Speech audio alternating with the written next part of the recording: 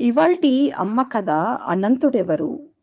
ఒకసారి త్రిలోకాల్లో ఒక ప్రశ్న మార్మోగింది. ఈ విశ్వంలో నిజంగా సర్వోన్నతుడు ఎవరు అని. సృష్టికర్త బ్రహ్మదేవుడు గర్వంగా, ఈ లోకం నా సంకల్పంతో పుట్టింది, నేను లేకపోతే ఏది లేదు, అందుకని నేనే గొప్ప అన్నాడు. అదే సమయంలో సంరక్షుడైన విష్ణుమూర్తి ప్రశాంతంగా, ధైర్యంగా, సృష్టి పుట్టి ఉండవచ్చు, కానీ అది నిలవాలంటే నా సంరక్షణ కావాలి, అందువల్ల నేనే గొప్ప అన్నాడు. ఇద్దరి మాటలు దేవలోకాన్ని కంపింపజేశాయి. అప్పుడే ఆకాశంలో ఉరుములు, మెరుపులు, భూమి కంపించింది. దివ్య తేజస్సుతో ఒక మహాస్తంభం ప్రత్యక్షమైంది. ఆ తేజస్సు నుండి ఒక దివ్యవాణి పలికింది.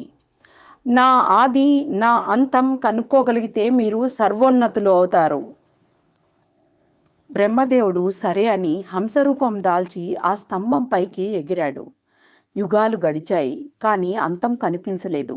అలసిపోయి అబద్ధం చెప్పాడు, నేను పైభాగం చూశాను అని. విష్ణుదేవుడు వరాహరూపం దాల్చి ఆ స్తంభం కిందికి దిగాడు. పాతాళం అంతా వెతికాడు, కానీ అడుగు దొరకలేదు. వినయంగా తిరిగి వచ్చి ఒప్పుకున్నాడు, నాకు అంతం కనపడలేదు అని. అప్పుడే ఆ స్తంభం నుంచి శివుడు ప్రత్యక్షమయ్యాడు. గంభీరంగా పలికాడు, బ్రహ్మదేవ, అబద్ధం చెప్పడం వల్ల నీవు పూజింపబడవు. విష్ణుదేవ, సత్యం పలికావు, అందువల్ల నీవు శాశ్వత పూజలు అందుకుంటావు. అప్పుడు ఇద్దరికీ అర్థమైంది, గర్వం కాదు, సత్యమే పరమాత్ముడి ఉనికి అని. సత్యమునకు త్రిమూర్తులు తలవంచారు. 3 రూపాలైన ఒకే పరమ సత్యం అని లోకాలకు తెలియజేశారు.